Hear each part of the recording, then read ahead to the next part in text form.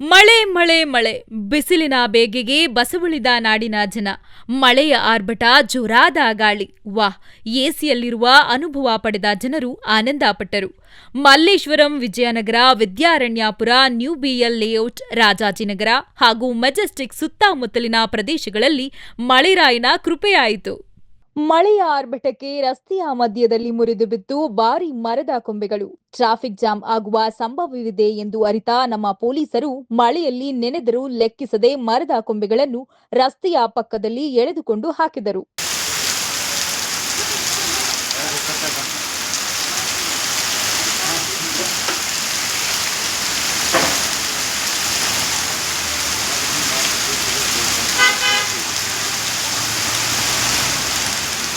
बार पाँच नहीं पता नहीं